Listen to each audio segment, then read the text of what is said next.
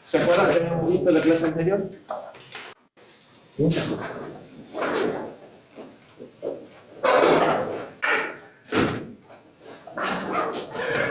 Bien.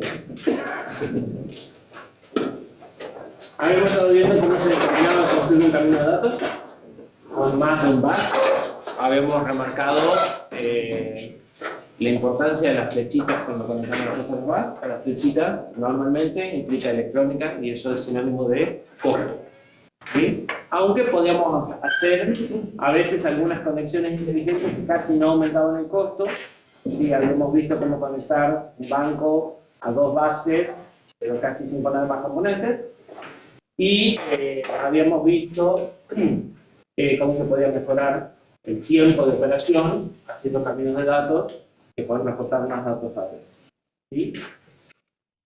Y por último, también, lo importante, habíamos visto que en el que tenía tres bases, pero quedaba un registro en el medio. Ese registro nos molestaba, porque los registros se actualizan al final del CPP, y entonces no puedo pasar a través del registro, tengo que hacerlo en dos operaciones. ¿Sí? Entonces, habíamos terminado sacando ese registro en el deploy. ¿Sí? Después habíamos empezado a ver memoria. Y habíamos visto cómo se conecta el CPU con la memoria. Habíamos dicho que la memoria era como un banco de registros gigante, un vector unidimensional en el que le damos una dirección y podemos almacenar o recuperar un dato guardado en esa dirección. Para eso el procesador tenía tres conjuntos de conexión. Bus de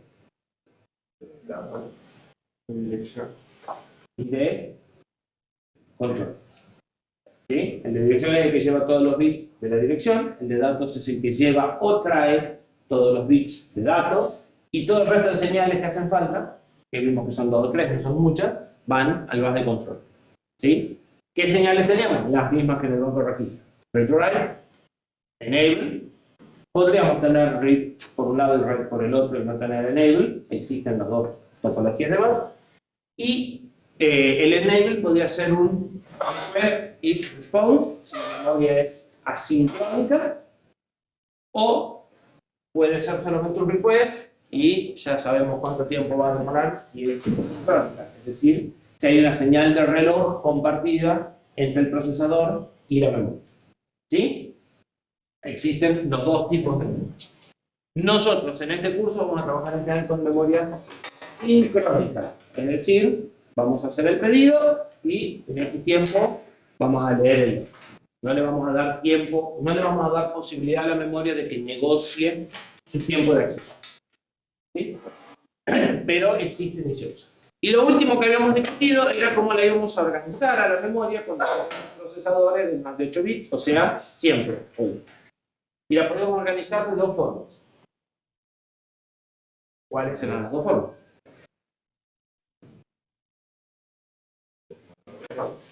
Por palabras, que quiere decir que la memoria va a tener el mismo ancho que el procesador, ¿sí? Porque el procesador puede ser de 16, de 32, de 64 y hay previstos hasta de 128, ¿sí?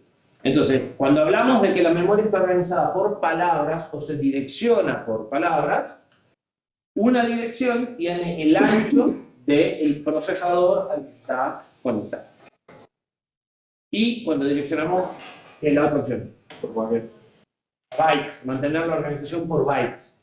Y en ese caso, cada dirección es de un byte, y cuando yo quiero traer una palabra, tengo que traer varios bytes al mismo tiempo, y lo puedo hacer secuencialmente o lo puedo hacer en paralelo.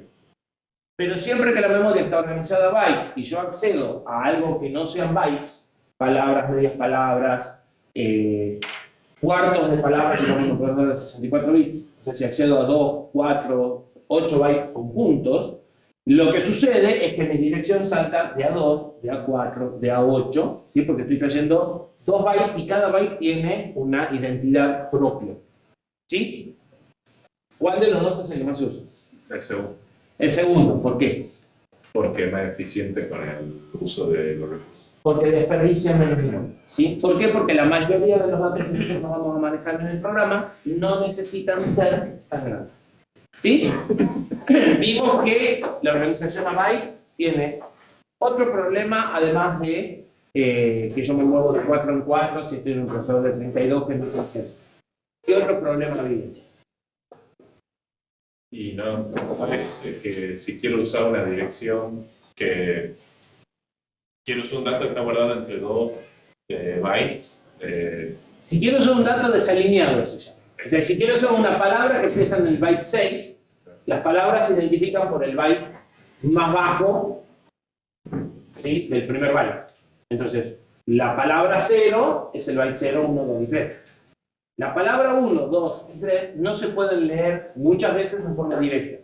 Porque dijimos, bueno, traigo los 4 juntos, pero los 4 que vienen son el 0, 1, 2 y 3, o sea, todos los que son múltiplos de 4 o potencias de 4, o sea, los que están alineados con el factor de lo que estoy trayendo.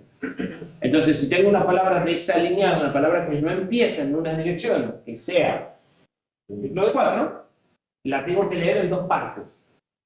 Y eso implica muchísimo más control en el procesador, y hay procesadores que no están dispuestos a hacerlo. El que vamos a usar nosotros, por ejemplo, no está dispuesto a hacerlo. Si necesitan hacerlo, lo tendrán que hacer a mano. Tendrán que traer un pedazo, quedarse con el que le corresponde, ya vamos a ver cómo se hace, ¿sí? Quedarse con el que le corresponde, traer el otro pedazo y reordenar ustedes los bytes a mano, manipulando los fragmentos de cada una de las 2 palabras que vienen. ¿Sí? O no ponerlas en direcciones desalineadas. Y listo. ¿Sí? Es la otra opción. El acceso desalineado es un tema cuando trabajan con compiladores. Hay pruebas hechas en donde si ustedes activan una opción de compilación que se llama word alignment, o sea, alineación a palabras, para que las structs queden alineadas a palabras, la velocidad puede aumentarse en 30-40%. Porque el compilador está haciendo igual el mismo proceso de traerlos por pedazos. Ustedes no se dan cuenta, pero es tiempo perdido. Pero eso puede ser que tarde más tiempo, gaste más espacio. En realidad depende. Que va a ser la respuesta típica de esta cátedra. Depende. Si vos definiste el struct de una cierta forma, puede que desperdicie más espacio. Si vos definís el struct de cierta forma, no te hace falta esa opción. Si vos definís primero todos los de 32, después todos los de 16, después todos los de 8, eso nunca está desalineado. Lo único que hay que hacer es poner la primera de 32 en una dirección alineada. ¿Sí? Si vos los definís dos mezclados, sí, el 8 se va a convertir en 32, o depende de lo que venga después, porque si hay uno de 8 y uno de 16, con poner 16 y 16 te alcanza, ¿sí?, para resolver el problema de alineación. Pero, sí, si vos definiste el struct desordenado, a menos que el compilador te lo reordene, que quizá lo hace, pero no creo, te va a desperdiciar espacio. Fíjense que de 32 y de 16. Que los miembros tienen, o sea, cuando vos definís el struct, el primer miembro es de 32, el segundo de 32, después pasa a los miembros de 16. Son variables. Vos definís un struct que tenéis los campos. Sí. Bueno, ¿de qué tamaño son los campos? ¿Sí? Entonces, si vos tenés campos de distintos tamaños, te conviene empezar con los tamaños más grandes primero para resolver los problemas de alineación de memoria en forma natural y sin desperdiciar espacio. ¿Sí? Bien. ¿Dudas? Hasta acá es repaso, salvo la discusión del struct, todo lo demás ya lo habíamos visto. Seguimos.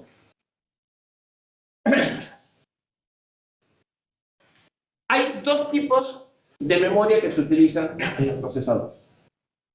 Las memorias estáticas y las memorias dinámicas. Las memorias estáticas son las que venimos usando hasta el momento. La celda de almacenamiento base es un flip-flop tipo D. ¿Sí? O sea, el registro que definimos es memoria estática. Y la forma más sencilla de construir un flip-flop tipo D son dos transistores. Es lo más chico que pueden lo más simple que pueden hacer. ¿Sí? Como son dos transistores y uno de esos transistores está siempre saturado, tienen un consumo significativo. ¿Sí? Cada bit está consumiendo un transistor. ¿Estamos de acuerdo? Cuando hablamos de giga, son unos cuantos millones de transistores consumiendo, por muy chiquitos que sean y por muy bajos que sean las corrientes. Sí, son CMOS. Sí, normalmente son cero. Pero así todo sigue perfecto.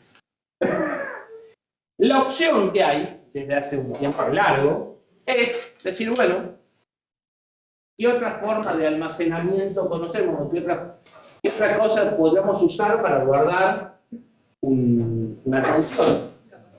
Un capacitor. Y aparecen las memorias RAM dinámicas, donde la celda de almacenamiento es un capacitor. ¿Qué problema tienen los capacitores? Que se descarga. Tiempo. Correcto. Y cuanto más chiquitito sea en superficie el capacitor, más rápido se descarga. ¿Sí? Bien. Entonces, aparecen los dos tipos de tecnología de memoria que se utilizan para lo que nosotros llamamos memoria. Les pongo mostrar en esto. Que son las memorias de acceso aleatorio. Un nombre bastante traído de los pelos. Quiere decir que son memorias que tienen el mismo tiempo de acceso para cualquier secuencia de datos. Por eso viene ahí, ¿no? ¿Sí? En realidad yo creo que era para poder hacer el juego de RAM y ROM, pero este tipo de memorias, que es las que están conectadas al procesador en forma directa, cuando en el diagrama inicial pusimos memoria, estamos hablando de memorias de tiempo de acceso constante, lo que se llama memorias de acceso aleatorio. Yo puedo leer cualquier dirección y el tiempo que va a demorar la memoria en devolverme el dato es siempre el mismo. Eso no ocurre con los discos SSD. ¿Sí? El tiempo de acceso no es uniforme. Entonces, no son memoria principal. Son almacenamiento, pero no principal. ¿Sí? Las dos celdas de memoria que tenemos son entonces un transistor o un flip-flop y tenemos memoria estática, o un capacitor y tenemos memoria dinámica. ¿Qué ventaja tendrá cada uno? Sin ver. La de RAM tiene que tener alguna ventaja, porque si no, no lo usaríamos. Ya sabemos una desventaja de la de RAM. Era más barato. La de RAM se descarga. Hay que refrescarla. ¿Sí? Es decir, hay que volverla a escribir varias veces por segundo. Lo cual es una desventaja. ¿Qué ventaja tiene? Pero corrige el tema ese de lo que hablábamos recién de la estática, que es el tema del consumo catalítico. Correcto, consume mucho menos. Claro. Y además es más económica de integrar. Puedo hacerla más chiquita, ¿sí? A nivel área ocupada, el capacitor lo puedo hacer en menos área que los dos transistores, consume menos y es más barata. El proceso de fabricación es más barato. ¿Sí? ¿Qué desventajas tienen? Tiene que ser refrescada, eso impacta en el tiempo de acceso, porque mientras se está refrescando no la puedo leer. Y además es más lenta su lectura. O sea, aunque no hubiese refresco de por medio, es más lenta para acceder. Entonces tengo dos opciones. Cara, rápida y con mucho consumo, o barata y lenta. Y con poco consumo. Normalmente voy a usar un híbrido de las dos. ¿Sí? Los 16, no sé cuánto, a ver, los 8 GB de RAM que tiene el teléfono. ¿De qué memoria son? Es RAM. Ese RAM. La mayor cantidad de memoria de almacenamiento sería de la cara. Claro, yo pensaba que el RAM se usa para almacenamiento de memoria, de contener la Que foto. todo eso es volátil. Todo bueno. Todo esto que por tanta energía, fuera. Debe, si sale para teléfono, debe ser la de RAM, que es más barato. Y para la computadora, Y debe ser ese RAM. también es RAM. Todo lo que es la memoria principal es de RAM. ¿Escucharon hablar de los cachés? ¿Saben qué es? ¿Sabes cómo? No saben. El año que viene se van a dar cuenta que no tienen ni idea. Definitivamente no. ¿Qué memoria será? Y la Es una memoria rápida esa. Ese RAM. Esas son esas. ¿Sí? Y ahí tienen unos cuantos mega de ese RAM. O sea que es carísimo. Es carísimo y consume un fondo. Claro. Sí. Y los registros del procesador, obviamente, que serán Ese. esa. Ahí no hay ningún número. Los registros necesitamos que operen. Claro. Bien, además de estas memorias, que son, en el caso de estas dos, son memorias volátiles, existe la ROM, la flash, la CPROM y todas esas que sí las conocen, que son memorias no volátiles. O sea, tienen la misma organización que esta, pero no puedo cambiar el contenido o no puedo cambiar el contenido de forma fácil. ¿Sí? Como en la flash y en las EPROM puedo cambiar el contenido, pero el proceso de escritura lleva un tiempo totalmente distinto al proceso de lectura. ¿Sí? Por eso que no las puedo escribir como si fueran RAM. ¿Sí? Las flash, las memorias flash, cuando ustedes las borran por bloques y el proceso de escritura lleva un tiempo hasta que se logra poner el electrón en el pozo de potencial en el que tiene que quedar para que quede grabado. ¿Sí? Entonces, el tiempo de lectura no es igual al tiempo de escritura. Por eso se las considera de solo lectura, porque la escritura no la puedo hacer como la RAM. ¿Sí? Cuando a esas memorias se las utiliza para construir discos, ¿sí? Tarjetas de memoria, discos SSD o cualquier ese tipo de cosas, ya pasan a leerse además en modo de bloques. Ya no se lee cada dato individual, se leen paquetes. Entonces, si yo quiero leer dos datos que están en el mismo paquete, el tiempo de acceso es 1. Y si quiero leer dos datos que están en distintos paquetes, el tiempo de acceso es diferente. Por eso son de acceso no aleatorio. Depende de qué datos quiera leer, va a ser el tiempo de acceso y la forma de acceso. Y además, voy a tener que traer varios datos, además de que me interesa todo junto. Entonces, se van a empezar a compartir en dispositivos de entrada-salida. Y no van a ser memoria principal. ¿Sí? A pesar de que la tecnología final en la que se guardan los datos es el mismo tipo que la flash que tiene el programa del sistema embebido. ¿Sí? Pero la forma de conexión y la forma de administración son diferentes. Ya lo van a ir viendo, parte en esta asignatura, parte en arquitectura. Las SRAM, ¿sí? Tienen una configuración, las conexiones que tiene una SRAM, un chip de SRAM, si ustedes lo compran, creo que no existen más, pero no importa, son las mismas conexiones que tendría un banco de registros.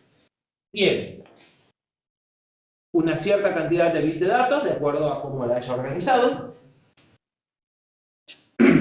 Tiene una cierta cantidad de direcciones y puede tener dos opciones, read barra write y chip select, o output enable y load, pero a la larga es lo mismo. Tiene una línea para decirle que escriba, una línea para decirle que lea y una combinación para decirle que no haga nada. ¿Sí? Ya sea que tenga una línea para read y barra write y la otra para output enable o líneas separadas. ¿Sí? Cualquiera de las dos cosas. O sea, es un super banco de registro. Pero, si vamos a una de RAM, nos vamos a encontrar con algo raro. Fíjense el tamaño de esta memoria. ¿Esto qué es? 512K. La cantidad de direcciones del rollo, la cantidad de filas en nuestro vector. Con 512K, ¿cuántas líneas de ADRE se supone que necesito? 512. Logaritmo en base 2 de 512K. ¿Estamos de acuerdo? O sea, esto es la cantidad total. Claro. Bien, ¿cuánto es eso? 9. K es 10. Claro. ¿Sí? Mega es 20. O sea, la K ya me dio 10. ¿Y el 512? 9. Entonces necesito 19. ¿Sí? De A0 a A18. Por 8, ¿qué quiere decir? La cantidad de bits. La cantidad de bits que hay en cada fila. Tengo 8 bits, 8 líneas de datos, chip select, write enable, output enable. O sea, tengo 3 líneas, las 2 que sabía que me hacen falta y una más todavía para decirle si quiero que opere o no, aun cuando estas 2 podrán estar en 0 y no operan. ¿Estamos de acuerdo? Esto es una SRAM de 4 megabits, de 4 millones de bits. Pero si voy a buscar una DRAM de 4 megabits, me voy a encontrar algo como esto. Si la DRAM tiene 4 megabits, ¿cuántas líneas de address debería tener? 4 megas. ¿Cuántas líneas de address? Ah, perdón, el logaritmo natural de 4. Que son mega 20. 4, 2 líneas más. 22. ¿Estamos de acuerdo? Tiene 11. Pero también tienen otras 2 entradas. ¿Y para qué sirven las otras 2 entradas? Ah, selecciona columna y fil. Ajá. Row. ¿Y cómo accedemos a una dirección? Y indico la columna, la Es fila. la columna. Si es un vector unidimensional.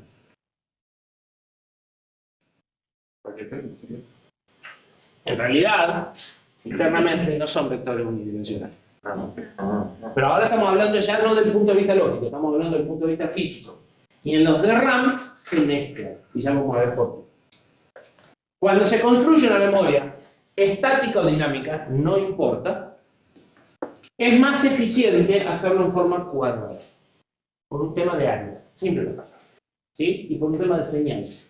Entonces, ¿cómo se construye una memoria? En lugar de construirse 16 flip-flop y un deco de 4 a 16, que es como nosotros habremos hecho con el banco registro, este sería un registro limpio. Lo que se hace es poner la mitad, o sea, hacer una matriz lo más cuadrada posible, entonces las 16 se convierten en 4×4, se pone un deco de 2 a 4 para activar las salidas de estos 4 bits.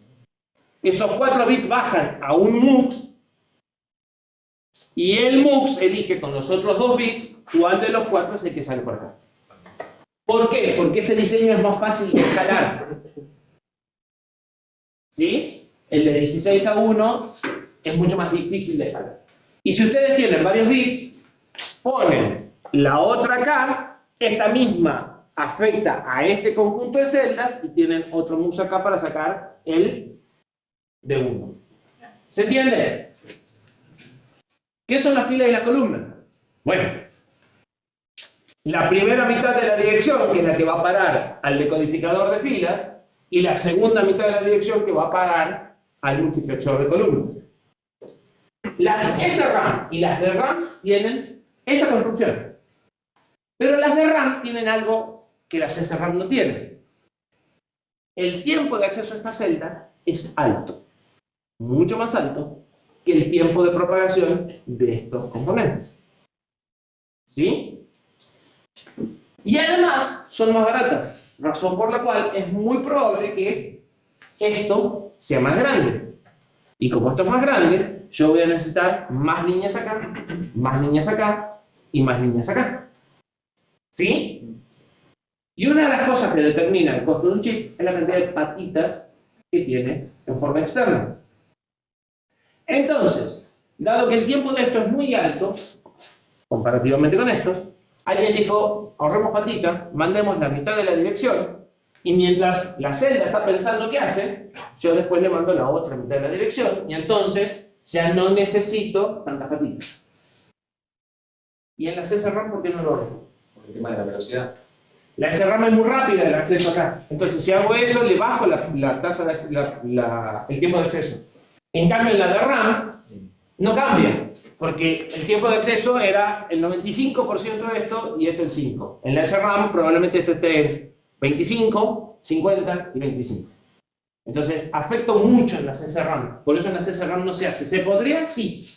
Pero estoy perdiendo su mayor ventaja, que es la velocidad. ¿Sí? En las DRAM Como además es más grande y el problema de la cantidad de patas es más significativo, sí lo hago. ¿Sí? Entonces, conceptos importantes. Las dos tienen la misma estructura interna.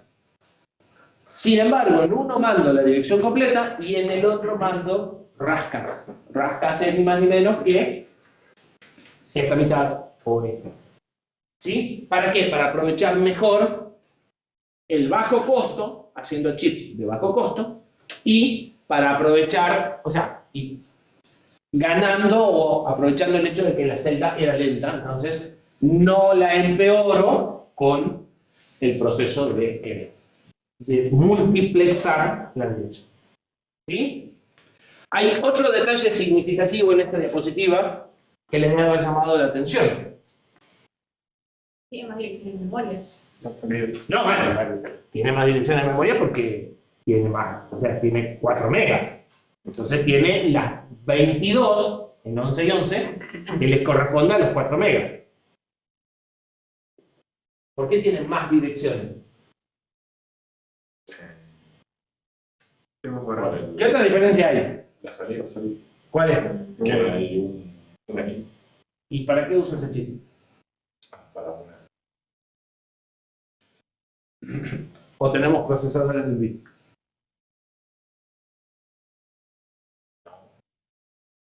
Sí. La mayoría de los procesadores de las calculadoras de mi época, no sé las de ahora, eran en bit. Y hacían operaciones sucesivas, total.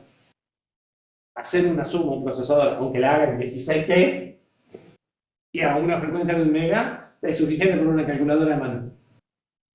Pero no es fácil. ¿Qué hago con esa memoria? ¿Puedo con esa memoria usar un procesador de 32 bits? No es que use varias memorias de eso. ¿Cómo? ¿Cuántas? 8. 8. Entonces cada chip almacena el bit 0, el de 0, el de 1, el de 2, el de 3 y todas sus líneas de control van en paralelo. ¿Sí? Esto se hace por también un tema de aprovechamiento de área. Como el chip es cuadrado, entonces aprovecho la mejor forma la pastilla de silicio poniendo solo un bit y haciendo solo una matriz. ¿Sí? Y externamente hago la concatenación de bits. ¿Sí? Las señales de control que tienen las memorias, esta y esta, permiten que ustedes coloquen 2 de estas para cubrir 8 megas o 8 de estas para cubrir 4 megas por 8 bits. ¿Sí? O cualquier combinación que quisieran hacer. ¿Sí? Bien. ¿Alguna duda de memoria? Volvamos al CPU entonces y terminemos de ver algunos detalles. Respecto a nuestro camino de datos original que tenía el banco de registros y la ALU, ya descubrimos que nos hacían falta 2 registros adicionales. ¿Cuáles son?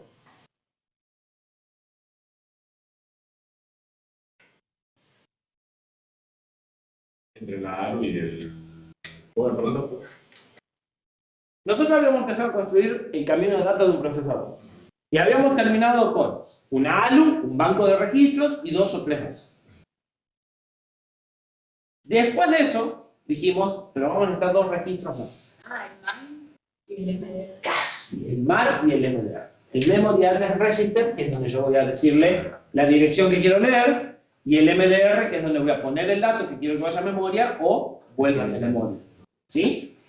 Esos 3 bases que tienen el CPU con la memoria, el address bus nace del MAR, del registro de direcciones. Lo que yo escribo es lo que sale como address bus. El MDR es la conexión entre el bus de datos interno de los caminos de datos y el bus de datos que va a memoria. Y las señales de control salen del mismo sistema, de la misma máquina de estado finito que controla las señales internas. ¿Sí? ¿Estamos de acuerdo? Bien, pero para que el procesador pueda funcionar como procesador, vamos a necesitar todavía 2 registros. ¿Por qué? Porque lo que tiene que hacer el procesador está guardado en la memoria. Las instrucciones están guardadas en memoria. ¿Estamos de acuerdo? Entonces, necesito saber dónde está la instrucción que estoy ejecutando o dónde está la que sigue, cualquiera de las dos, porque normalmente el programa lo que hace es ir leyendo una instrucción a continuación de la otra. Entonces necesito a alguien que me señale en qué punto del programa estoy en este momento. Y va a ser un registro con la dirección de la instrucción actual o siguiente. En general es la siguiente. ¿Estamos de acuerdo? Ese registro se va a llamar normalmente PC. Program Counter o contador de programa. Y tiene la dirección de la instrucción que sigue a la que estoy ejecutando. Para que cuando termine esta sepa dónde ir a buscar la próxima. Cada instrucción va a apuntar el PC a la siguiente, como parte de lo que ella hace. ¿Estamos de acuerdo? Y además necesito saber qué es la instrucción que estoy ejecutando en este momento hasta que la termine de ejecutar. Necesito algún elemento de memoria para el sistema de control que me diga, vos estás haciendo una suma. Cuando termines la suma, anda a buscar la que sigue y cuando sea la resta tenés que hacer esto. Pero ya vimos que había que hacer en general varios T para implementar una operación internamente en el cambio de datos. Entonces necesitamos de alguna forma saber qué es lo que estamos haciendo hasta que terminemos y empecemos el ciclo de vuelta.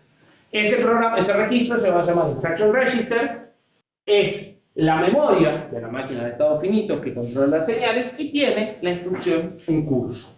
Entonces esto es lo que estoy haciendo y acá voy a buscar la que sigue.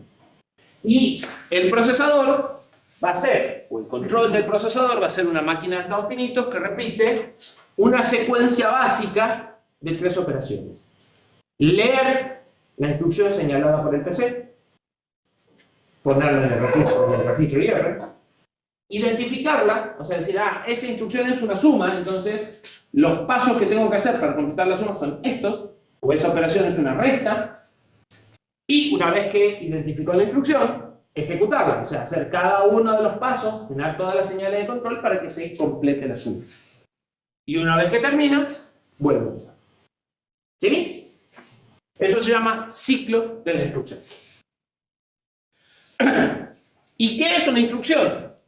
Una instrucción es un número en memoria que normalmente va a tener cierta información.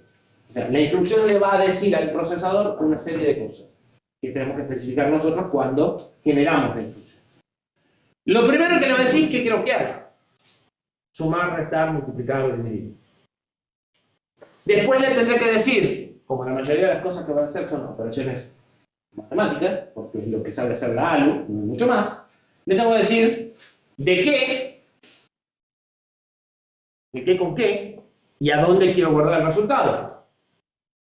¿Sí? Y lo último que le tengo que decir es, o lo último que se tienen que definir es saber dónde sigue la próxima instrucción, que generalmente va a venir a continuación, pero existen los saltos, existen cosas para decir, no, bueno, esto no quiero que lo ejecutes, ¿sí? Cosas que se imaginan porque tienen lazos, para hacer el lazo en algún momento hay que decirle, volver al principio, ¿sí? Tengo que romper la secuencialidad. Entonces el programa de un procesador va a ser en general secuencial, pero va a haber ciertas instrucciones que van a decir, no, para la que viene no es la que sigue, sino es... Y habrá algunas instrucciones que además van a hacer eso si se cumplen ciertas condiciones, porque si no, no tendrían lazos condicionales. ¿Estamos de acuerdo? Bien, entonces, cuando hablamos de una instrucción en el lenguaje ensamblador, siempre nos vamos a encontrar. ¿Qué hace la instrucción? Que va a estar dado por un campo numérico que se llama código de operación, opcode. Una suma es un 1, una resta es el 7. Los operandos fuente, es decir, de dónde saco los datos que quiero operar, o dónde están los datos que quiero operar. El destino, o los destinos, a dónde voy a dejar los resultados. Y la siguiente instrucción. Ahora, esos datos son valores numéricos en una palabra de memoria, o en varias palabras de memoria, pero vamos con lo más sencillo. Nuestro procesador es de 32 bits y todas las instrucciones ocupan 32 bits. En 32 bits está toda la información que hace falta para ejecutar una instrucción. ¿Sí? De esos 32 bits, hay pedazos que son el opcode, pedazos que son el operando, pedazos que son el destino, pedazos que son a dónde está la instrucción que sigue. ¿Sí? En determinado momento podría suceder que yo tenga que poner estos bits a mano. En algunos momentos se hacía así. Y aunque hoy no se hace así, si ustedes están escribiendo en el compilador, por ejemplo, tienen que saber exactamente qué bit de acá es el que hace cada cosa. Si están haciendo el sistema de control, también. ¿Sí? Entonces, la forma en la que se divide la instrucción, hablando del binario que está guardado en memoria, en partes para saber qué es cada una de las cosas, se llaman formato de la instrucción.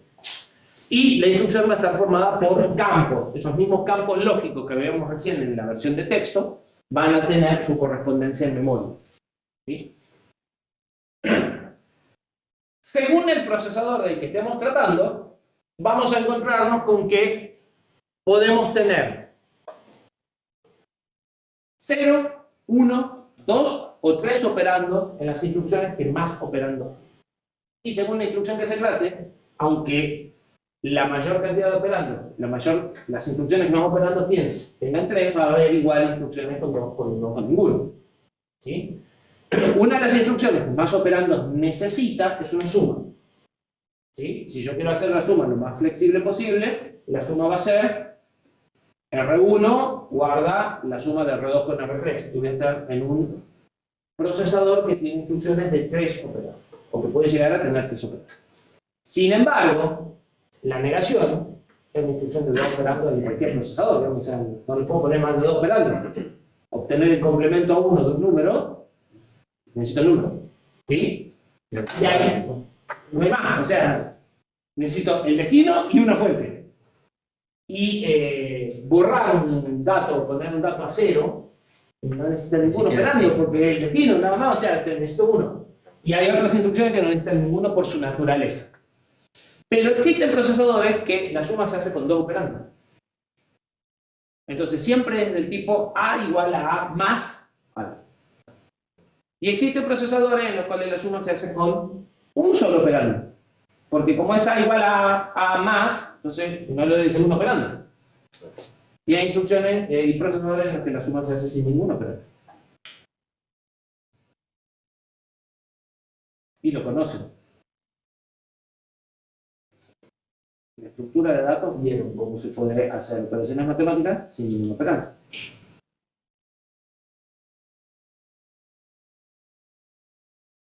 Notación polaca reversa visual. Con una pila. Se apilan los operandos, y la instrucción le dice sumar, y suma los dos dentro de la pila y guarda el resultado. ¿Sí? Y esa máquina se usa.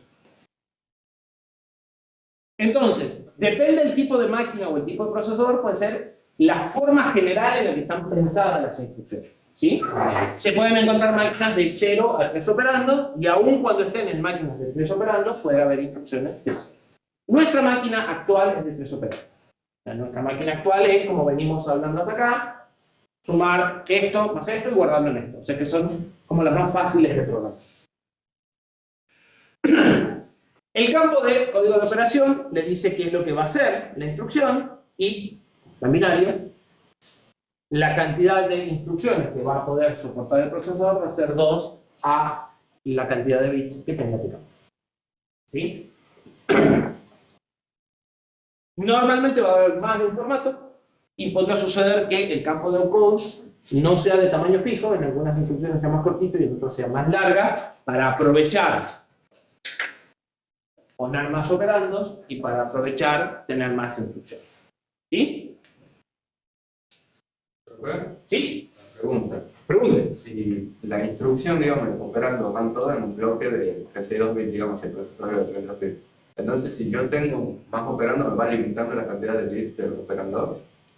Todo eso está fijo y tabulado. Ah, está fijo. O sea, Entonces, cuando diseñas, o sea, acá hay dos roles. Nosotros en este momento en general estamos en el rol de el usuario de un procesador. ¿Sí? Es decir, alguien diseñó el procesador y vos estás tratando de aprender a usarlo. En arquitectura se van a cambiar de rol y van a ser el diseñador del procesador y van a discutir las mejores formas de diseñar un set de instrucciones. Cuando vos diseñás un set de instrucciones, sos libre de hacer lo que quieras. De todas formas, cuando diseñás el set, decidís qué tamaño van a tener los operandos, cómo van, cuántos son y demás, y lo fijás. Y después el que lo usa, se amolda eso. El que programa solo puede elegir alguna de las combinaciones preexistentes. Entonces, las operaciones de un solo operando y las de 3 tienen asignado los mismos bloques. Exactamente, o por ahí no, porque no vamos a entrar mucho en eso, o sea, en eso van a entrar mucho en la arquitectura. Yo les voy a mostrar un pedacito nada más.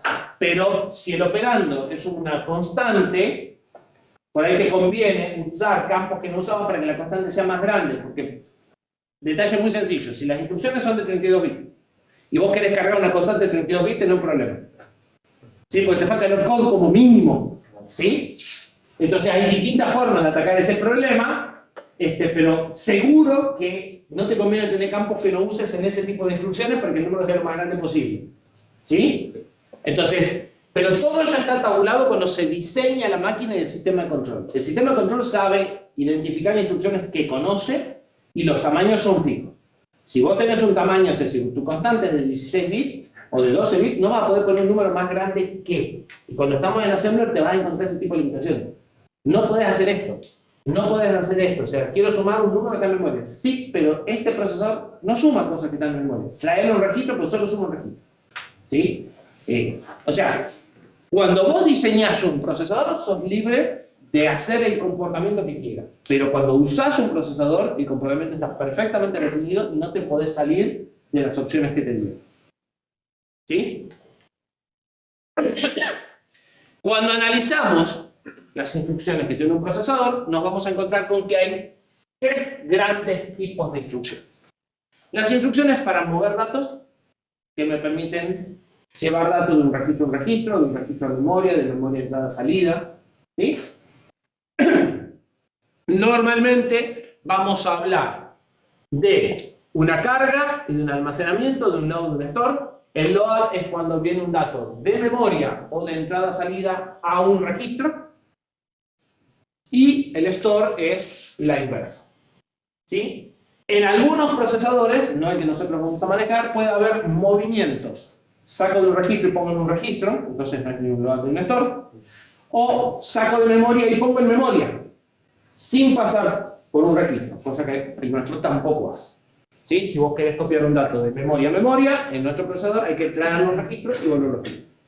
¿Sí? ¿Sí? Cuando habla de registros se refiere a los registros en el procesador. Los registros, de esos que estaban en el banco, adentro del procesador. Sí. Que son mis variables con las que yo voy a operar. O sea, las variables con las que yo estoy trabajando en este momento van a estar en esos registros en general. ¿Sí? Bien. Después de las instrucciones para mover datos, porque como muchas de estas instrucciones de procesamiento solo van a operar sobre los registros, voy a necesitar traer el valor y cuando se me acaben los registros lo tengo que guardar en memoria hasta que después me haga falta de vuelta. Esa va a ser la dinámica muchas veces. Las instrucciones de procesamiento, que son las que transforman datos. Las instrucciones de procesamiento que vamos a encontrar son matemáticas, suma, resta, complemento y no mucho más. Lógicas, operaciones de AND, de OR y de XOR.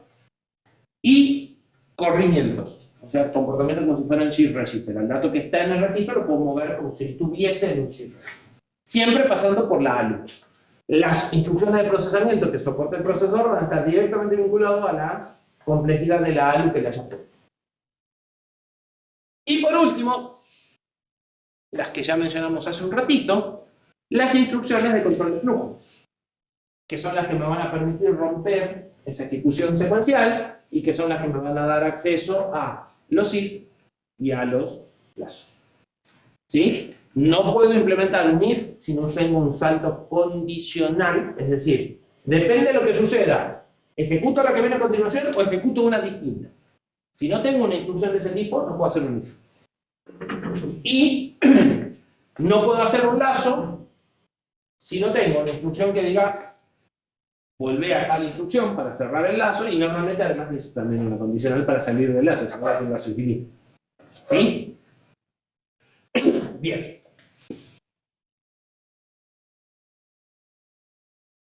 Además de los registros que venimos viendo, vamos a necesitar un registro para saber el estado del procesador. Como el procesador va ejecutando las instrucciones de una, vamos a necesitar saber en general en qué estado está el procesador. Entonces va a aparecer como mínimo un registro, ¿no? Puede haber muchos registros, que se llama un registro de estado. ¿Sí? En general, el programa status o el registro de estado del programa. En realidad es del procesador en general, no solo del programa. En ese registro voy a encontrar una cosa siempre y una cosa que puede estar o no. Lo que voy a encontrar siempre es información del estado del programa que me hace falta para saber cómo me voy a comportar ante ciertas situaciones. Por ejemplo, un mecanismo para trabajar con dispositivos de entrada-salida, que vamos a ver más adelante, se llama interrupción. Que consiste en que yo puedo dejar lo que estoy haciendo, o sea, puedo dejar de ejecutar el programa que estoy haciendo y pasar a ejecutar otro programa porque eso es más importante. Bueno, necesito saber si eso que va a venir es más importante o no que lo que estoy haciendo. Entonces acá va a haber por lo menos una banderita que me dice acepto interrupciones o no acepto interrupciones. ¿Sí? Y eso existe siempre. Algo de eso. ¿Sí? Información para saber cómo tengo que comportarme ante ciertas situaciones respecto al programa que estoy haciendo. Si el programa es lo suficientemente importante para que no lo interrumpa o si puedo aceptar la interrupción.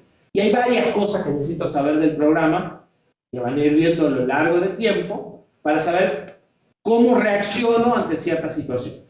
Sí. Profe, ¿no se le asigna un número binario de, No. de privilegio a cada programa? No. A ver, no se le asigna un binario de privilegio, lo que se asigna a veces son niveles de prioridad que no tienen relación con las que tenés en el sistema operativo de forma directa y que lo vamos a ver después del primer parcial. De hecho, ese es el tema que vamos a esperar a empezar por parcial porque si no se pierde. Interrupciones. Sí, es un tema complejo. Pero digamos, hay otra serie de cosas que necesito saber. Por ejemplo, si este programa que estoy corriendo es parte del sistema operativo, es parte del usuario, para saber qué cosas puede ser y qué cosas no pueden ser. O sea, en general necesito tener como contexto del programa, saber qué es lo que estoy haciendo en este momento, y eso va a estar siempre en estos registros de estado. Pero depende cómo haya diseñado mis set de instrucciones, pueden aparecer, además de esta información nebulosa que les estoy dando ahora, un pedacito que se llama registro de códigos de condición o flags o banderas.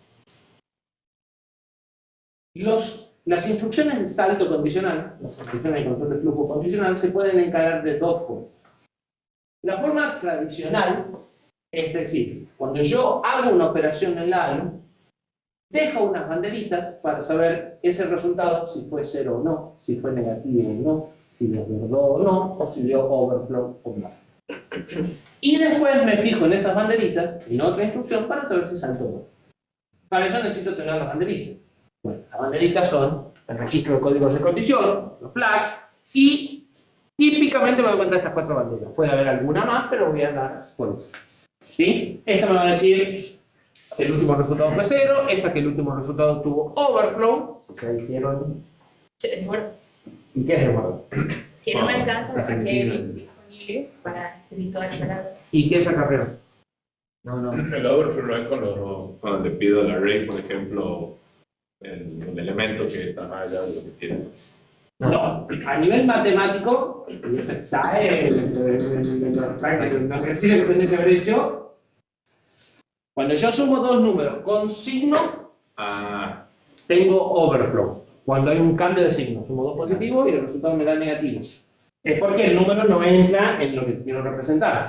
Pero el acarreo también implica que el número no entra en lo que quiero representar. Sin embargo, cuando sumo números con signo, el acarreo es una cosa y el overflow es otra.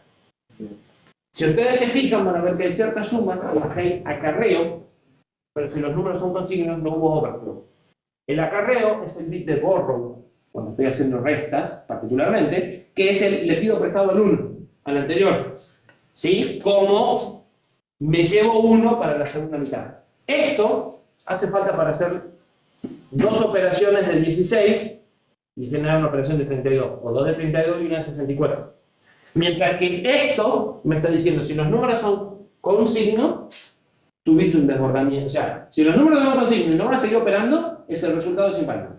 Si los números son sin signo y tenés acarreo, ese resultado es impálido. Pero entonces depende si son con signo o sin signo, voy a mirar este o este. Pero si voy a hacer una operación de múltiple precisión, o sea, si voy a operar primero una mitad y después la otra, el paso de una a otra lo hago siempre con este. Entonces, matemáticamente tienen significados distintos. ¿Sí? Y es muy importante porque la decisión de si los números son con signos o sin signos dependen de ustedes, programador. Ustedes tienen que saber qué pusieron en memoria y cómo están interpretando ese número. ¿Sí? Porque para el programador de Assembler, la memoria es una tira de números. El programa, los structs, todos son números guardados en ciertas direcciones. Entonces, ¿qué es lo que hay ahí? Depende de ustedes. Y ustedes van a tener que, cuando comparen, usar este o este en función de si lo que pusieron tenía signo o no tenía signo. O en función de lo que quieran hacer. Por eso hay un ejercicio de los prerequisitos, que es justamente discutir esto, para que les quede clara la diferencia entre uno y otro, porque lo vamos a usar. Lo van a tener que usar en los próximos programas que hagan. ¿Sí? Este les dice si es negativo, y este les dice si el resultado es igual a 0. Esa es una opción. Entonces tengo una instrucción, por ejemplo, BZ. Si la última instrucción anterior, pues, le pongo un resultado igual a 0, entonces salta. El otro enfoque, que es el que vamos a usar a partir del año que viene, el que van a usar ustedes en la arquitectura, hace la operación de comparación y la de salto en la misma instrucción. Entonces, las instrucciones de salto tienen, además de a dónde tengo que ir si se dan las condiciones, cuáles son los dos números con los que quiero operar para saber si son iguales, si son mayores, si son menores. Y normalmente tengo muchas menos combinaciones. ¿Sí? ¿Por qué? Ya van a ver en la arquitectura. Porque se eliminan las banderas. Los procesadores más viejos tienen banderas, los procesadores más nuevos las discuten por lo menos. ¿Sí? El que estamos usando ahora no es viejo, pero tienen ciertos problemas las banderas. Entonces, por eso, con el paso del tiempo se buscaron eliminar. Bien, hagamos la pausa acá. Hay varios que están bostezando. Tomen agua, despejanse un rato. Si tienen preguntas, háganlas cuando volvamos. Ahora, si todos escuchan la respuesta y además.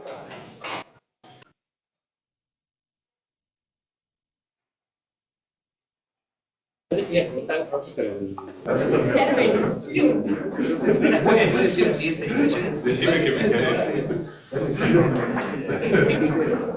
¿El lunes va a haber práctica?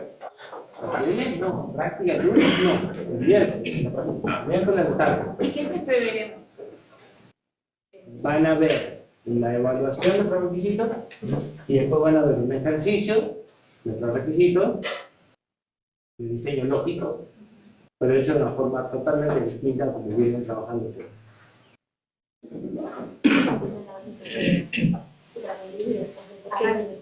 Claro, porque se ve siempre, o sea, cuando se dicta algo, siempre es vinculado a lo que acaban de hacer, pero con una vuelta al tuerca. Por eso es después de que rindieron, o sea, no vienen fresco. ¿Sí? Entonces podemos ver algo más complicado. En el caso de este, es algo que ya saben, ya conocen, de hecho va a ser un sumador con acarreo, pero después de hacerlo de la forma en la que ustedes lo hacían, lo vamos a ver de otra forma. Que es más como nosotros vamos a diseñar. Por eso es que aprovechamos para mostrarse. Nos escuché que estaban discutiendo el tamaño de las derramas. ¿O llegaron a la conclusión? Es ¿O que- quieren preguntar? Yo tenía una duda de la diapositiva, que la diapositiva en la que está por un lado una memoria con 11 entradas ¿Correcto? y las dos de la columna y la fila, y la otra que tiene 19, ¿cuánto eran? Sí. Esa. La de la izquierda, una SRAM, y la de la derecha, una SRAM, ¿verdad? Correcto. Y no se pueden hacer SRAM con el esquemita de columna y fila. ¿Sí? O sea, a ver, Pero le tenés que poner. internamente todas son así. Claro. La diferencia es que en la de RAM vamos a mandar la mitad de direcciones primero y la mitad después, porque la celda es lenta. Y en la de RAM mandas toda la dirección junta, porque los tiempos de estos son parecidos a los de estos, entonces no te conviene hacerlo en dos campos. Y entonces en la diapo anterior, la memoria de la derecha, si fuese ese RAM, no tendría tanta memoria. porque solamente habría esa 11 líneas. Claro, o si fuese ese RAM tenés un problema, porque esto no se condice con esto. Claro. Si fuese ese RAM no existirían estas dos, y o tenés 22 para tener los 4, O tenés o tenés, si tenés 11 tendrías nada más que 2. ¿Sí? Digamos, estas dos líneas son las que hacen que estas rindan por 2. Claro. ¿Sí? Y solo aparecen en las de RAM. Pero vaya, escucho esa parte de la conversación nada más. ¿Hay cosas que no tenía que escuchar? A veces Vargas se va de tema. No, Menos mal que queda pausada la grabación, entonces. sí. Pero bueno, Bien. Algo que aparece cuando vemos instrucciones del lenguaje ensamblador son los modos de direccionamiento. Los modos de direccionamiento es decirle a la instrucción cómo se va a juntar con el operando que tiene que usar. ¿Sí? Porque yo puedo sumar datos y especificar el dato de distintas formas. Puedo sumar la constante 3, o puedo sumar el dato que está en la dirección de memoria 3, o puedo sumar el dato que está en el registro 3. El número es siempre el mismo, 3. Pero una cosa es si yo quiero sumar el número 3, si yo quiero ir al registro y traer el registro número 3, si quiero ir a memoria y traer el número 3. ¿Se entiende? Entonces, la diferencia entre esas tres instrucciones es la que suma el número 3, el dato del registro 3 o el dato de la memoria 3 es el modo de funcionamiento. Porque lo que le especifico a la instrucción igual es siempre el 3. ¿Sí? Entonces, los modos de direccionamiento permiten, o sea, existen porque yo opero con datos que están organizados o alojados en distintas formas, y vamos a encontrar que existen distintos modos de direccionamiento que me van a permitir acceder a datos que estén estructurados de diferentes formas en una manera más eficiente. O sea, si los datos tienen forma de un array, va a haber ciertos modos de direccionamiento que van a ser más cómodos. Si los datos son variables sueltas, por ahí otro. Si los datos son struct, por ahí otro modo de direccionamiento. ¿Sí? Entonces depende cómo estén estructurados los datos y lo que yo quiera hacer con esos datos, voy a utilizar un modo de direccionamiento u otro para la misma instrucción, o sea, para la misma operación. ¿Sí? El modo de direccionamiento en realidad es para cada uno de los operandos. Yo podría querer sumar la constante 3 con el dato que está en el registro 3 y guardarlo en la dirección de memoria 3. ¿Estamos de acuerdo? Cada operando tiene un modo de direccionamiento. Uno de los modos de direccionamiento más utilizados es el modo de registros. El dato está en un registro, ese como que existe en todos los procesadores. ¿Sí? Lo que yo quiero operar está en un registro y si está todo en registro, es decir, los tres operandos están en registro, entonces el resultado también se guarda en un registro. ¿Sí? En nuestro caso, por ejemplo, entonces la instrucción A, R1, R2, R3 va a tomar el contenido de este registro, lo va a sumar al contenido de este registro y lo va a guardar en este registro. Si en R2 estaba el valor numérico 3 y en R3 estaba el valor numérico 4, al final en R1 va a quedar el valor 7. ¿Qué significa ese 7? Solo yo sabré. ¿Sí? Como el 7 es chiquitito, va a ser un número con signo, porque aunque fuera de 8 bits va a ser con signo. Pero podrá ser un número sin signo. Podrá ser el código ASCII de un carácter. Podrá ser un número de CD. No sé. Todo eso ya depende de lo que yo haga con los valores. ¿Sí? La dirección de memoria poder blanco. También podrá ser la dirección de memoria.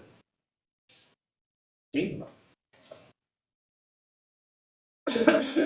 Y si fuese una dirección de memoria, estaríamos, por ejemplo, en un modo directo. En donde yo le digo, quiero traer al registro 1 lo que está almacenado en esta dirección de memoria. ¿Sí? Y normalmente cada modo de direccionamiento tiene alguna peculiaridad en su notación para distinguirla. En este caso, por ejemplo, son los paréntesis. Entonces, el hecho de que el número esté entre paréntesis me dice ya no me interesa el número, me interesa la dirección de memoria en ese número. ¿Sí? Y entonces, si en la memoria, en la dirección 1000, está almacenado el número 5, al final de la instrucción, en R1 queda el valor 5. Bien. Entonces, si nosotros queremos programar un microprocesador en lenguaje ensamblador, no es un lenguaje nativo, hay una serie de cosas que necesitamos saber. Necesitamos saber cómo se llaman las instrucciones, necesitamos saber cuántos registros tiene, necesitamos saber qué podemos hacer con esos registros, de qué tamaño son, ¿sí? Toda esa especificación de cosas que necesitamos conocer para programar un procesador se llama ISA, que es la sigla de arquitectura de set de instrucciones, Instruction Set Architecture, de la sigla en inglés. ¿Sí? El set de instrucciones es el conjunto de instrucciones que soporta el procesador, y la arquitectura es, además del conjunto de las instrucciones, bueno, qué registros hay, cómo operan, qué modos de direccionamiento soportan, ¿sí? O sea, toda la información más allá de add, x, y, z, ¿sí? Con el add solo no me alcanza. Entonces, para entender un poco más qué son las cosas que nos hace falta saber, vamos a ver un pequeño procesador por dentro y cómo se vincula el camino de datos que vimos recién con una instrucción y cómo hace el procesador para ejecutar una instrucción en el camino. ¿Sí? Para eso vamos a definir nada más que 3 instrucciones y un programita muy corto. ¿Qué cosas están especificadas en un ISA? El almacenamiento del que disponen. ¿Sí? ¿Qué registros tienen? ¿Qué pueden hacer con esos registros? Nosotros hablamos de registros de propósito general porque en nuestros procesadores todos los registros son iguales y podemos hacer cualquier cosa, pero en los procesadores más viejos hay un registro que sirve para hacer la suma. Y hay otro registro que sirve para hacer operaciones matemáticas. Y solo pueden operar con el registro A. Y el B, C y D no sirven para sumar. No pueden hacer B igual a B más algo. Solo pueden hacer A igual a A más algo. El B sirve para otra cosa. Y el C sirve para otra cosa. Entonces no son de propósito general, son de propósito medio específico. Son generales porque ustedes pueden poner los números que quieran. En el PC no pueden poner el número que quieran porque ahí tiene que estar la próxima instrucción. No pueden manipular el PC así nomás. ¿Sí? Entonces, el PC es un registro de propósito específico. Los registros en los que ustedes pueden poner valores para operar son de propósito general. Algunos no son tan generales. ¿Sí? Los que nosotros vamos a usar son muy generales. Todos los registros tienen R1, R2, R3, R4 y todos hacen lo mismo y todos se comportan igual. Pero no todos los procesadores son así. ¿Cómo está organizada la memoria? Si por byte o por palabras, ¿sí? ¿Qué cantidad de direcciones tengo? ¿De qué tamaño son el espacio de direcciones? ¿Cómo es el formato de la instrucción? ¿Qué tamaño tiene? ¿Y cuáles son los campos? ¿Y cuál es el tamaño de cada campo? ¿Cuáles son los códigos de operación de cada una de las instrucciones? ¿Cuáles son los códigos para decirle si el registro 1 o el 2? Normalmente es el mismo, son números, pero toda esa información. Los modos de direccionamiento que soportan, o sea, cuando acá viene un 3, pero es este código de operación, entonces voy a usar el registro 3. Y cuando tiene este otro código de operación, también es una suma, pero ahora voy a usar la dirección de memoria. ¿Sí? Los códigos, los modos de direccionamiento impactan en los códigos de operación. En la misma operación lógica suma puede tener más de unos codes en función del modo de direccionamiento con el que trabaja. ¿Sí? Y finalmente, el conjunto de instrucciones, o sea, todas las instrucciones que puede ejecutar. Después de que me dieron toda la información de contexto, todas las instrucciones que puede ejecutar y exactamente qué hace. Esta instrucción toma este valor de esta celda, lo transforma de esta forma y te deja este resultado en este lugar. ¿Sí? Normalmente el ISA es un manual 1500, 5000, 10.000 páginas tranquilamente. ¿Sí? Depende del procesador de que esté hablando. Normalmente lo que hay que leer de ahí no son bastante menos y después hay que buscar las instrucciones si hacen falta ya a nivel diccionario. Las partes de las explicaciones suelen ser bastante más cosas. Y depende de que lo haya escrito, hasta son agradables algún otro. Bien. Nosotros queremos ver cómo se ejecutan internamente las instrucciones. Dijimos que el objetivo de esta primera parte era que el procesador y la computadora dejen de ser una caja mágica y entendamos realmente cómo se vincula lo que vieron en el diseño lógico con lo que vamos a programar. Para eso necesitamos un camino de datos y necesitamos un control. En el control no nos vamos a meter, pero en el camino de datos sí. Y el camino de datos que vamos a usar va a ser este, que ya lo vamos a ver ampliado, que no cambia mucho de lo que ya habíamos visto. ¿Sí? Simplificado, nuestro camino de datos tiene un banco de registros, 31 registros, un registro PC, un registro de instrucción, el control sale de acá, o de acá sale el control, qué señales de control tiene que dar. Un solo bus, razón por la cual tiene dos registros auxiliares en la ALU, el MARC y el MDR, que están conectados al bus interno y que además son el address bus y el data bus para la memoria principal. ¿Sí? Falta en este diagrama, que estaba en este, las señales de control, la máquina estados finitos, que lee del IR cuál es la instrucción para definir cuáles son las secuencias de pasos que tiene que hacer al momento de ejecutarla, y que genera, además de todas las señales de control que están acá, que ya ni las dibujamos, las señales de control para la memoria para leer o escribir la memoria. ¿Sí? ¿Estamos en el panorama general? Bien.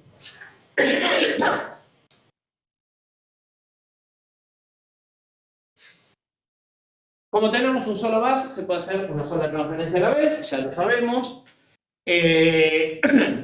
Cuando vayamos a hacer una operación, el primer operando va a estar acá, el segundo va a estar en el bus, el resultado se va a guardar acá. Tendré que hacer primero una transferencia para traer acá el dato, después traer el dato para operarlo y guardar, y después llevarme el resultado. ¿Sí?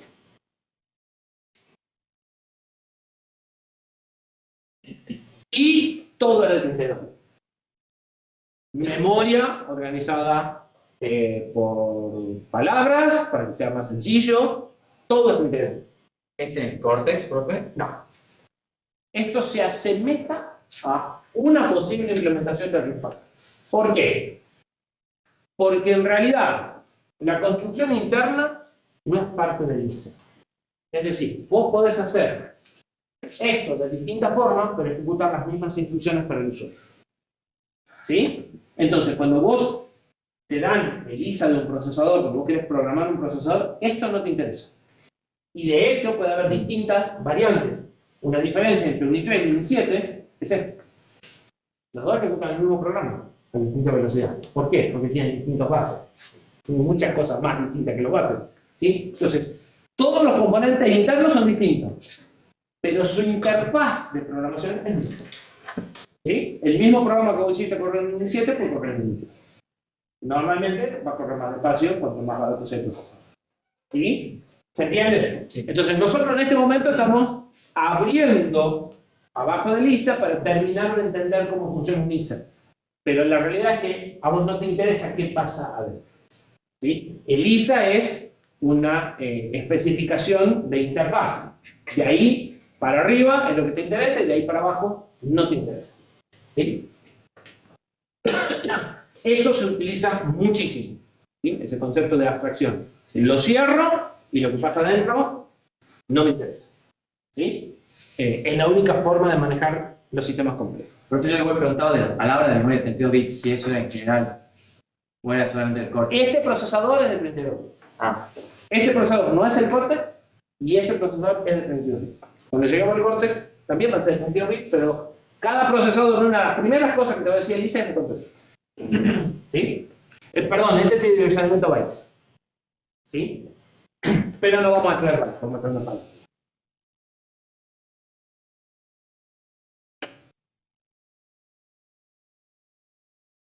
El MAR tiene 32 bits, por lo tanto puede manejar, o sea, 5. fuerte. 5. ¿5 qué? Ah, 2 a la 32. Y además 5 no es 2 al menor. 10 kilos, 20 megas, 30. 2 a la 10 es kilo. 2 a la 10 es 20. 2 a la 20 es mega. 2 a la 30 es 32 ¿sí? 30 de giga, los dos que me quedan son 4. ¿Estamos de acuerdo? ¿Sí? 4 gigas. Una monstruosidad para un procesador chico. Y tenemos 32 registros de propósito general, numerados del 0 al 31. Vamos a suponer, en una hermosa fantasía, que nuestra memoria tiene un tiempo de acceso de 1 T, es decir, nuestra memoria es tan rápida como los registros. Eso es una mentira horrible, pero no nos vamos a complicar la vida más de lo necesario por ahora. Bien, ¿cómo explico esto de instrucción? ¿Y cómo se lo explico a otra persona? ¿Sí? No, esta trae de acá y guarda, no es una forma muy eficiente. ¿Sí? Vamos a usar una notación que está a mitad de camino entre software y VHDL. Es más abstracta que VHDL, ¿sí? Pero es mucho más concreta que software. Que se llama RTN o RTL. Registro lenguaje de transferencia de registros o notación de transferencia de registros. Entonces lo que vamos a decir es qué datos se mueven de registro a registro sin meternos en las señales de control. Por eso estamos más arriba del VHDL. ¿Sí? Pero ahí nomás.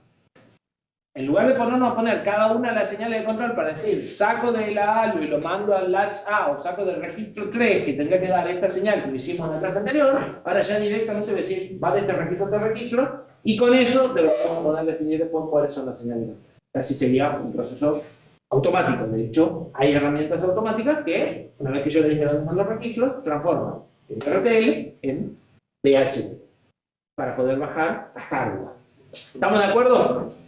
Es un lenguaje formal, igual que VHDL. Pero no vamos a usar una herramienta, nosotros con las formalidades pues un poquito más relajadas. ¿Sí? No van a sufrir como con el VHDL con el tema de sintaxis. Pero traten de entenderla, vamos a usar poquito, y de respetarla, porque hay algunos detallitos que son significativos. Cuando escribimos RTL, podemos hacerlo de dos formas. Vamos a hacer una descripción concreta diciendo cada uno de los movimientos de registro que hacemos, o podemos hacer una cosa abstracta diciendo a la larga de acá pasa acá. ¿Sí? Entonces vamos a hablar de una descripción concreta o de una descripción abstracta. La abstracta es la que me va a decir que hace la instrucción en general. R1 toma el valor de R2 más R3. Y la concreta va a ser la que me va a decir por dentro del camino de datos cómo voy llevando cada uno de los pasos y si tengo suerte por ahí se hace un solo T. ¿Sí? Y coinciden la concreta con la abstracta. Si nosotros vamos a tener una descripción abstracta para cada instrucción de Lisa, en principio tendrá que haber una sola, pero puede haber distintas concretas en función de cómo armemos los caminos de datos, en función de cuánta plata queremos dar. ¿Sí? Lo importante es que a la larga la descripción abstracta, la de mayor nivel, sea igual, porque entonces la instrucción que ejecutamos se comporta igual y entonces de ahí para arriba no cambia. ¿Se entiende? Bien. Si entramos en las concretas, que van a entrar en las concretas porque eso es el práctico 1, hacer implementaciones concretas en RTL de instrucciones de assembler, estamos hablando de diseño. Y entonces puede haber más de una solución. ¿Sí? Incluso puede haber más de una solución igual de buenas. ¿Sí? O sea que no se preocupen si las soluciones no me dan exactamente igual. Eventualmente analicen dónde está la diferencia y si es mejor o peor, si es más eficiente, más lenta o algo por el estilo. Sí puede haber soluciones que están mal porque tratan de hacer una transferencia que no se puede hacer en el camino que tienen. El RTL concreto siempre está asociado al camino de datos. Yo estoy poniendo cómo voy a llevar el dato por el camino. Si no hay un camino para llevarlo, eso está mal. ¿Sí? Si el camino existe, ya está bien. La trayectoria de datos en toda la parte interna no forma parte. ¿Sí? Nosotros la vamos a ver en este momento y todos juntos para terminar de entender el proceso, pero ustedes como programadores no tendrían por qué meterse dentro. De hecho, del Cortex que vamos a usar nosotros, ahora No tenemos la información de qué hay adentro. No sabemos qué hay adentro. ¿Sí? Es una de las razones por las cuales vamos a cambiar el procesador. Este procesador solo tiene dos formatos de instrucciones. Las instrucciones son de 32 bits y tienen dos formatos. En los dos formatos, el código de operación ocupa los primeros 5. En un formato tengo 3 campos de 5 que se llaman RA, RB y RC, donde van a estar los números de registro, destino, fuente y fuente. ¿Sí? Y podría existir una constante numérica de hasta 12 bits, que algunas instrucciones usarán y otras. Las instrucciones que no necesiten de registro van a usar este formato, en donde tengo 2 campos de registro y otra constante. Nosotros vamos a hacer solamente 3 instrucciones. Con estas 3 instrucciones, estos 2 formatos nos alcanzan. La máquina real va a tener algunos formatos más. ¿Sí? No, o sea que puede tener varios formatos y cambiar Siempre dinámicamente. tiene varios formatos. Siempre tiene varios formatos. El formato se identifica por el opcode. Como esto te dice cuál es la instrucción, ya sabes cómo tenés que interpretar lo que viene a continuación. ¿Sí? Por eso hay que decodificarlo en la instrucción. O sea, hay que mirar esto, y en función de esto, definir el formato, las secuencias de paso, y de ahí arrancar la secuencia de la máquina de datos finitos que corresponde a ese opcode que vi. Y eso yo lo tengo. ¿Sí? Bien. Esto que está acá es la descripción en RTN abstracta de todo el procesador. Empecemos por la punta. Los dos puntos separan cosas que se efectúan en paralelo. Así que se tienen que programar que esto se hace en paralelo con esto y que si esto estuviese a la derecha de esto, no cambia. Porque tenemos la tendencia que, como le hemos dicho a la derecha, primero se hizo esto y después se hizo esto. No, se hacen juntas. No importa el orden en el que están. Para que se haga después, tengo que tener un punto y coma. Entonces, esto es un T, esto es otro T. ¿Sí? O esto es un tiempo y esto es otro. ¿Estamos de acuerdo? ¿Esto qué puede significar? Asignación. Asignación. Y R, lo conocemos, el registro de instrucción.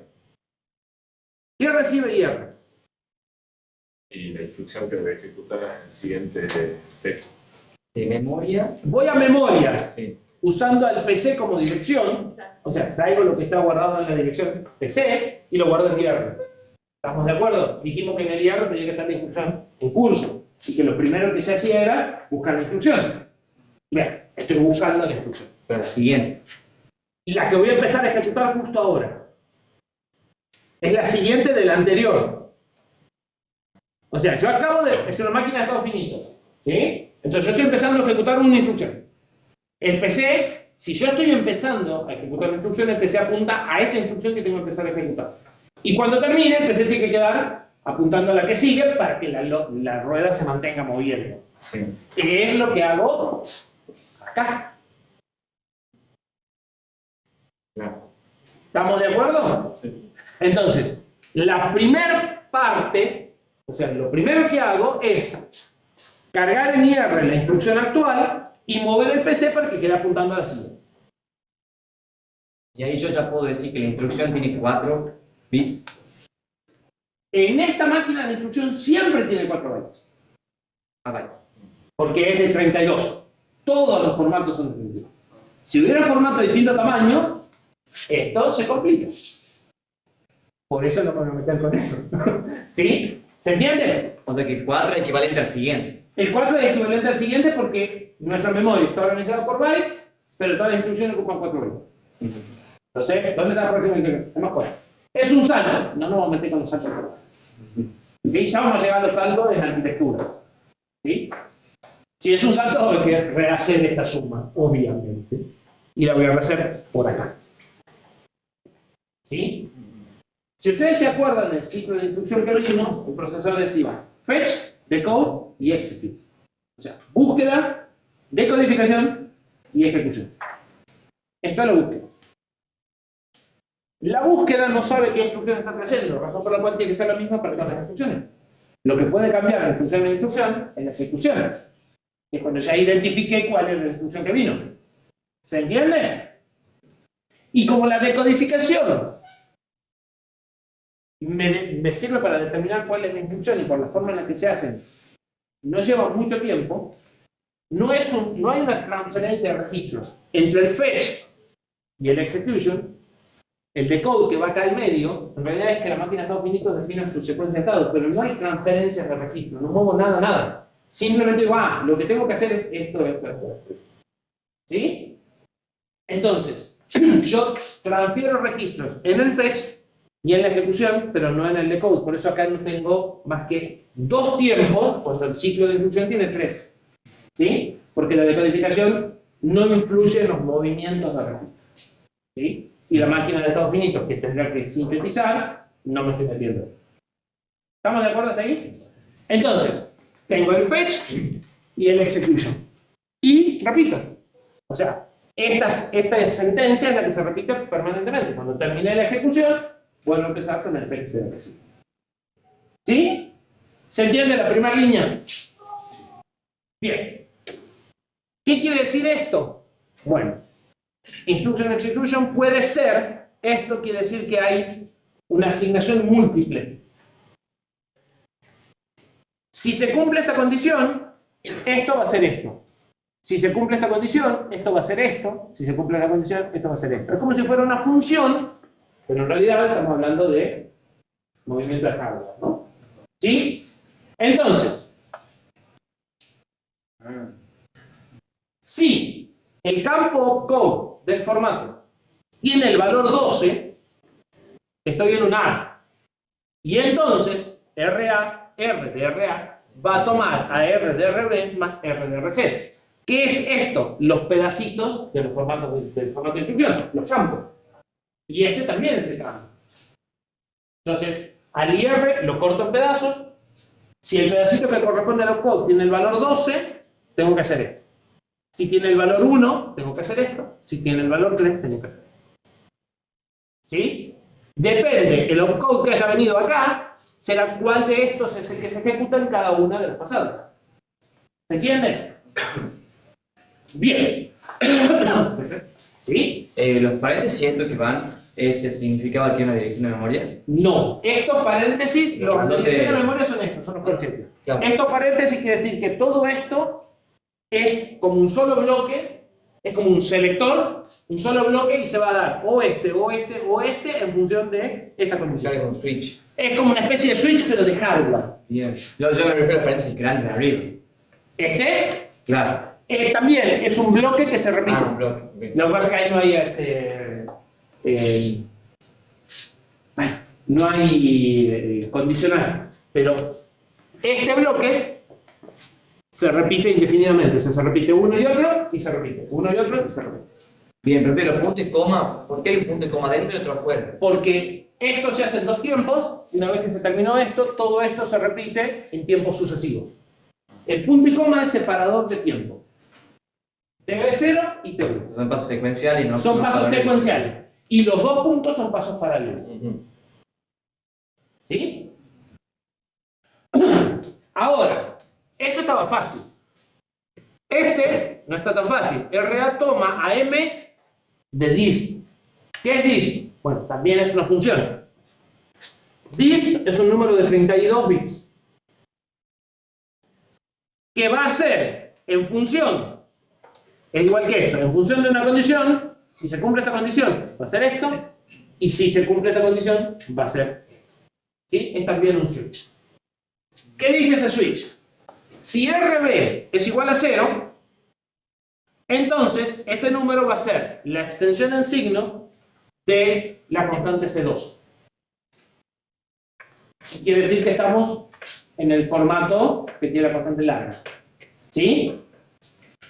Y si RB no es igual a 0, entonces va a ser la suma del contenido del registro RB más la extensión en signo de la constante. ¿Qué es extender en signo? MSB. Correcto. este número de 32 bits, este número de 32 bits, este de 16. ¿Puedo operar dos números de distinto tamaño? En principio no. Debería de o agregarle 0 o agregarle 1 para que operen dos números del mismo tamaño. Entonces, en la extensión del signo, lo que hago es repetir este bit n veces. ¿Sí? Bien.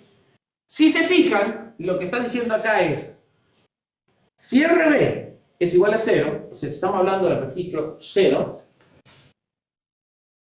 es como si tuviera el valor almacenado 0 constante. ¿Sí? Entonces, el registro 0 realmente va a tener el valor 0 cableado por hardware y no va a poder almacenar nada. Y esto es la formalidad para decir eso. Para decir, el registro 0 siempre tiene 0. ¿Sí? Y no importa qué es lo que haya almacenado, cuando yo vaya a hacer la extensión en signo no lo voy a considerar. ¿Sí? Pero es más fácil si le desactivo la línea de load a ese registro y lo cambio a 0. ¿Se entiende? ¿Sí? ¿Cómo puede ser RB 0 si RB no es una No, rama de... RB, lo que es 0 es R de RB. Ah, El valor registro, guardado. el valor guardado en el registro 0. el RB que recibo del log. El RB es el número de registro. Si vos querés operar con el registro 0, el valor es siempre 0, entonces no sumas nada.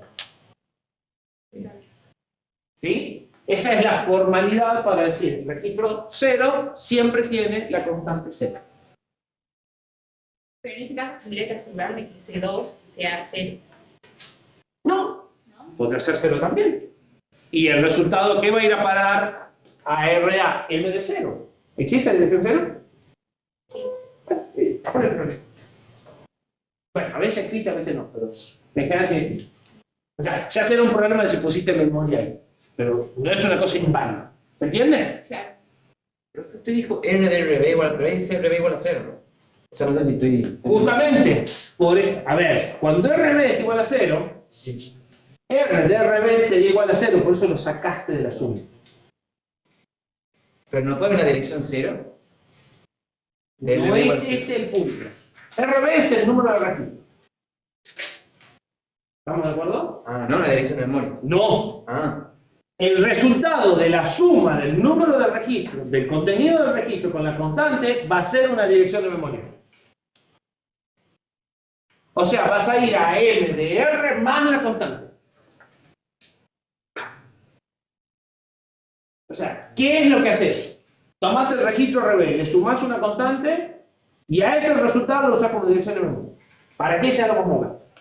¿Sí? Para eso son los famosos modos de direccionamiento. ¿Sí? bien. ¿Se entienden? Sí. Y si RB es 0, no haces la suma. O sumas con 0, lo que quieras. Técnicamente sumas con 0. O sea, si RB es 0, solo usas la constante. Si RB es distinto de 0, sumas el valor del registro con la constante. Y en cualquier caso, a eso es lo que va a memoria. ¿Sí? Igual ahora lo vamos a ejecutar.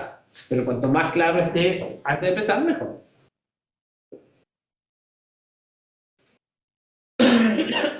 Entonces, empecemos por la suma, que es la que más conocemos.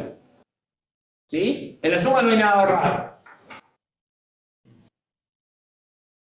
Si este es nuestro camino de datos, o sea, queremos hacer la versión concreta de esta abstracta, de esta secuencia.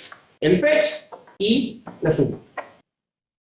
La suma, la parte concreta, ya más o menos decimos. Es muy parecido al primero camino de datos en el que hicimos, que pusimos todas las señales de control. Nos quedaría este pedazo para que sea algo nuevo. Entonces, ¿cómo es el RN concreto? El RTN concreto de ese RTN abstracto. Yo necesito llevar este dato a la memoria para traer el contenido y guardarlo en este dato. O sea, queremos hacer M que está acá de PC y guardarlo en IR. ¿Qué caminos tengo?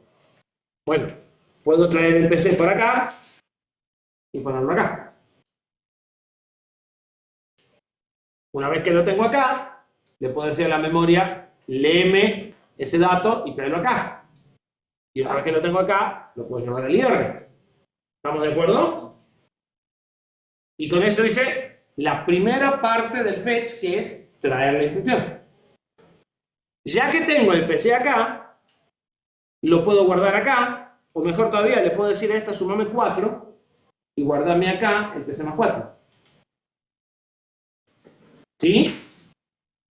Profe, en Instruction Execution, yo estoy definiendo la instrucción que yo voy a traer. Estás definiendo la ejecución de la instrucción que trajiste. Ah, En el fetch estás buscándola. claro. Y en el execution ya sabes cuál es y la estás implementando, o sea, estás haciendo resumen.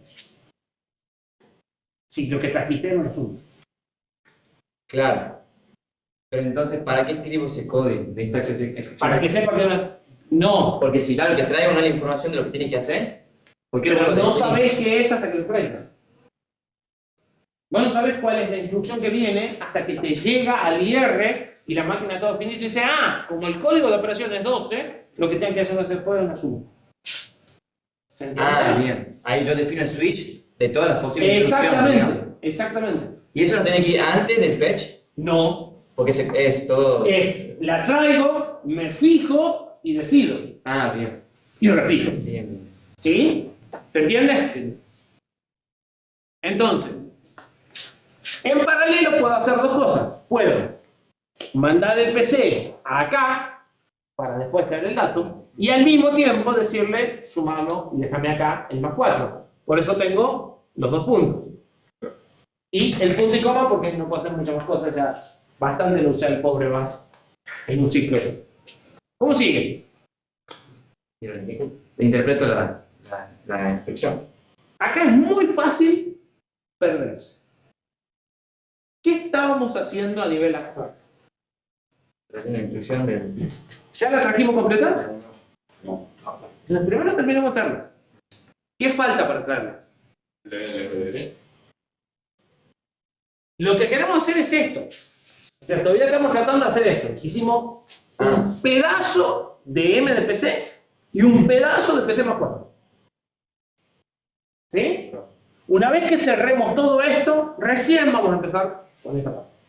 Entonces, como están siendo del lado de afuera, porque además esto es una instrucción. Entonces, de nuevo, es fácil perderse, tiene que ser ordenados. ¿Sí? Ahora falta traer la próxima instrucción. No, todavía estoy tratando de traer la instrucción. Todavía estoy tratando de traer la instrucción. Del MDR hay que pasar a PC. Ah, no, asignar Primero hay que decir a la memoria que me traiga el dato de MDR. Claro. Porque yo puse la dirección. Pero ahora tengo que decir a la memoria, che, con esta dirección, hace una lectura y déjame el dato acá. ¿Estamos de acuerdo? ¿Y qué más? Y asignarse la PC. No, las instrucciones no se asignan a PC. No tendríamos que pasar el dato que está en C. Lo que viene por acá es la instrucción.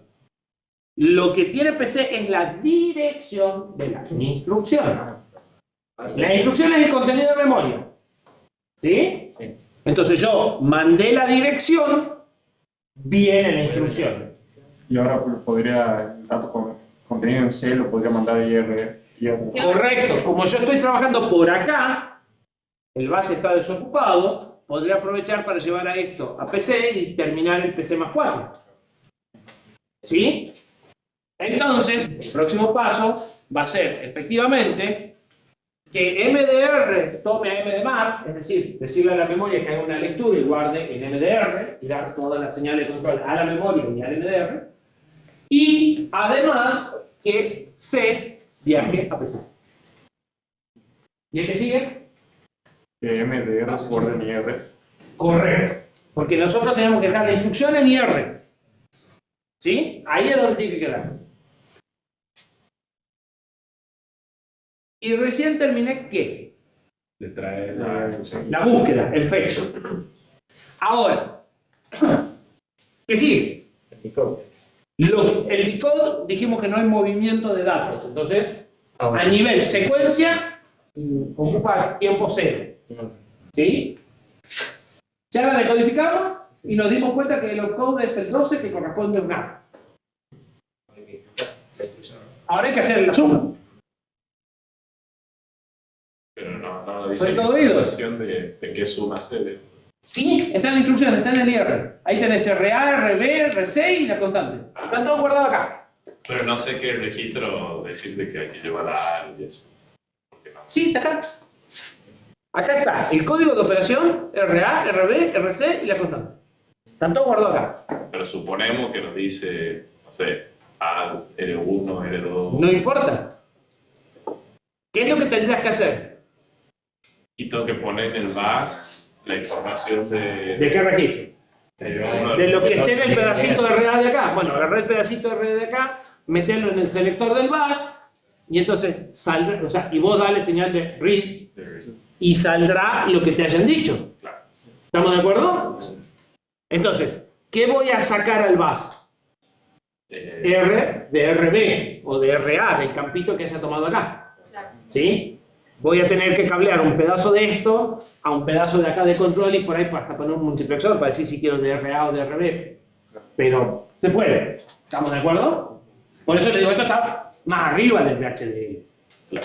¿Sí? Me falta un poco de hardware por abajo. Pero si me voy a algo demasiado detallado, me pierdo. Ya, esto es fácil perderse. Imagínense eso un poco con toda la señal de control. Entonces, hago esto primero y de acá paso el VHDL. Y el VHDL paso a los transistores en algún momento. Pero normalmente ya lo hago con herramientas automáticas. ¿Sí? Entonces, ¿qué es lo que sigue? Bueno, tomo el campito RB, lo pongo en el selector del registro, le digo que escriba en el bus, sale R de RB por el bus y lo guardo en acá. ¿Sí? Ahora le tengo que decir que saque a RA. RDR, lo que sea. El otro. R de RE es C. Son B y C y A es el.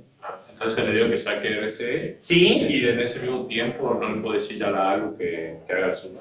No solo puedo, es la única forma de hacerlo. Claro, O sea, porque- la única forma va a ser que C tome la suma de A más R de R, C. ¿Sí? Punto y coma. Sí, los de acá están muy claros. Punto y coma, por eso son los T4. ¿Sí? O sea, cada T va subiendo justamente porque terminamos con un punto y coma. Y Ahora C tiene que pasar a RA. O sea, a R de RA. claro, R de RA.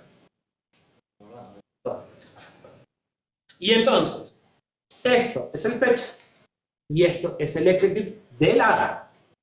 Esto va a ir cambiando de instrucción en instrucción. Esto no. Para todas las instrucciones, esto tiene que ser siempre igual. ¿Sí? Porque no sé qué instrucción estoy haciendo. Cuidado, porque ustedes van a tener que escribir fetch y suelen agregar cosas por acá. Y las pueden agregar en tanto y en cuanto para algunas les sirve, para otras no les moleste. Ustedes podrían hacer cosas durante el fetch con la condición de que siempre sea la misma cosa y de que nunca les moleste. O sea, calculé algo anticipadamente y no lo uso, no pasa nada. Calculé algo, pero destruí un dato que me hacía falta, no sé. ¿Se entiende? Bien. Y ahí, digamos, por ejemplo, si tenemos varias cosas que hacer, digamos, por ejemplo, dependiendo del valor que entre en IRR en la operación, opera, que habíamos al principio. Sí, en función del opcode, lo que va a hacer va a suceder que va a ir cambiando esta. Si yo sigo, ahora lo vamos a hacer con la clase que viene, vamos a hacer un programa. O sea, esto es una instrucción. Vamos a hacer un programa completo. Y en el programa completo vas a ver que están estos 3 pasos y estos 3. Se repiten estos 3, aparecen otros 4. Se repiten estos 3, aparecen otros 3. ¿Me entendés? Entonces, este pedazo va cambiando en función de la instrucción que viene llegando del procesador. ¿Sí? Sí. Entonces, de esa forma vos escribís el programa en lenguaje ensamblador y él va haciendo distintos movimientos de datos para implementar lo que vos le pediste que haga. ¿Se entiende? Al registro C, nosotros lo usamos para guardar el resultado y también para guardar la próxima instrucción. No. Para guardar el resultado de avanzar el PC a la próxima instrucción. Ah, ¿Sí? claro. Porque para avanzar el PC a la próxima instrucción, tuvimos que sumarle 4 al PC original.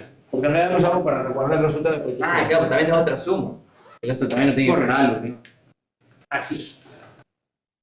Cortamos acá que ya nos viene a correr el tiempo.